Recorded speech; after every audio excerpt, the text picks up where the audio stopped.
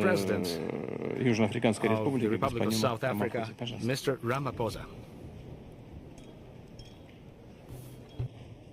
Your Excellency President Vladimir Putin, Your Excellencies leaders of BRICS nations, Your Excellencies leaders of global and regional institutions, Your Excellency Antonio Guterres, the Secretary General of the United Nations, honorable ministers and excellencies. Allow me to begin by congratulating President Putin on chairing a very successful BRICS Summit, as well as leading us all to adopt an excellent declaration from this summit. The BRICS outreach and BRICS Plus engagements are important platforms for developing strong ties amongst countries from greater global south and emerging markets. We should use these platforms to foster meaningful engagement. We should use the BRICS platform to contribute to social, economic, cultural development of our peoples.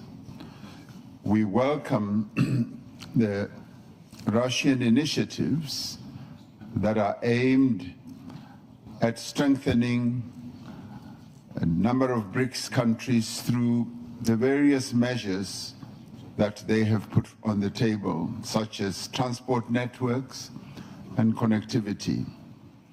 This in many ways will help to find ways to integrate and deepen our interconnectedness in new and imaginative ways.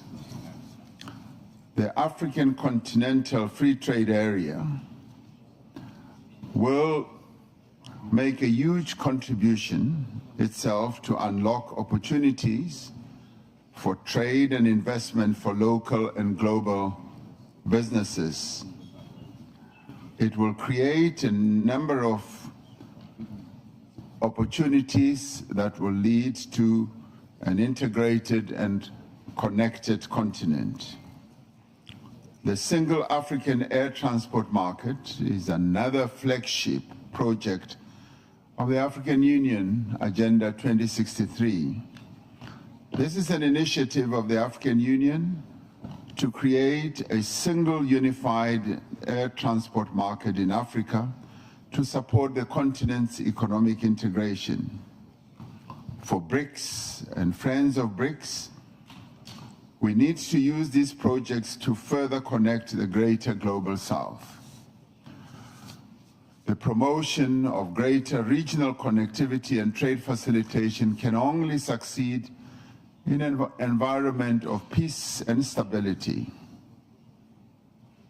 Excellencies, South Africa is concerned about the military action by the State of Israel against the people of Gaza, which we have characterized as genocide, is deeply concerning. This genocide led South Africa to approach the International Court of Justice with a view to stopping the killing of innocent women and children in Gaza. We do believe that the world cannot just sit by and watch the slaughter of innocent people continuing.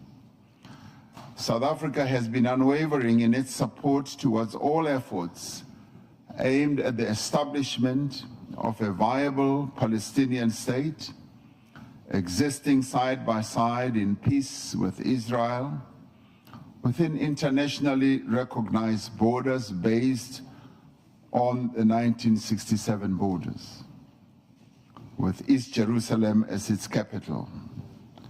And this would be in line with all UN resolutions, international law, and internationally agreed parameters.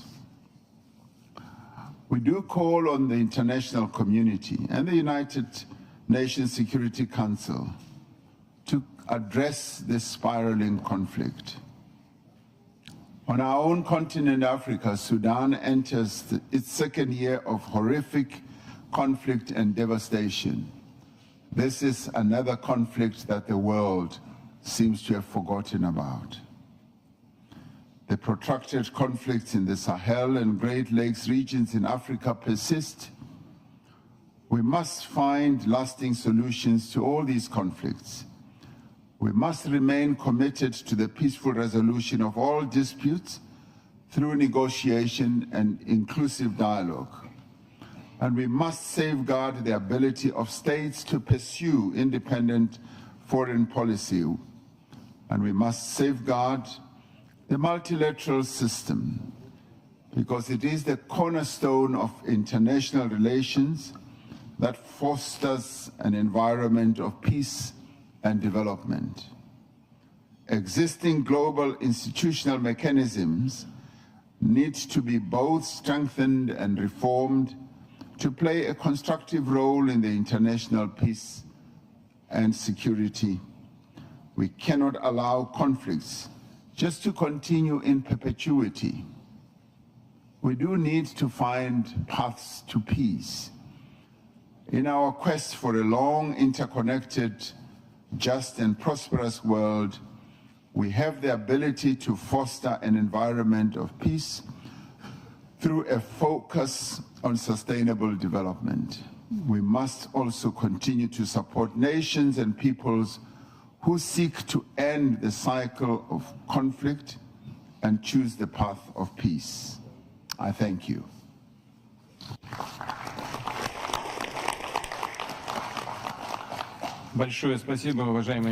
Thank you, Excellency. Thank you, Mr. President of South Africa. South Africa is making a lot for the development of our European